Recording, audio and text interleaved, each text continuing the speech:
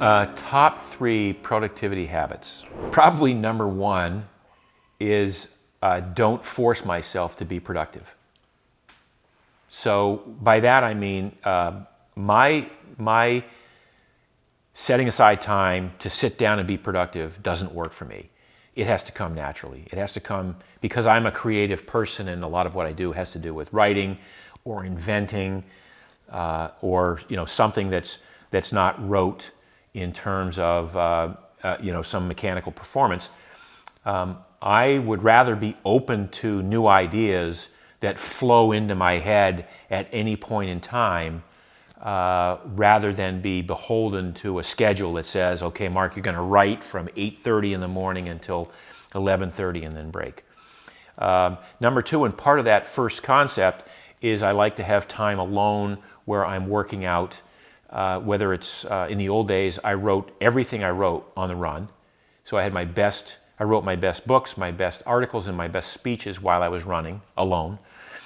Today, if I'm stand-up paddling or riding my fat bike up the beach, that's an hour and 10 of focused time where I'm actually engaged in an activity that requires my attention, but allows novel, interesting, inventive, intuitive thoughts to enter my brain.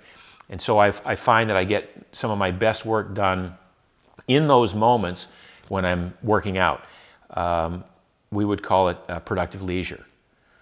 And then I think the third tip is to get plenty of sleep. I mean, I think you need to be, in order to be productive, you have to have rested. And so I'm a big fan of getting 8, sometimes 9 hours of sleep for myself.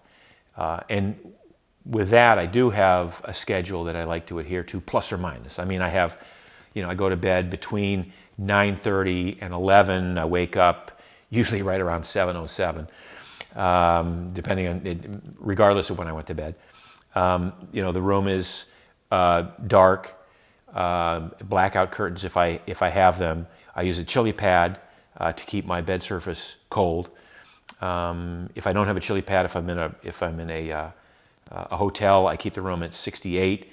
I make sure I set the fan on manual and not auto, so it doesn't go on and off all night, but I have a white noise all night. I have a very particular set of criteria for getting the best night's sleep in the context. But when it works, and it almost always does, I feel very productive the next day. I feel rested.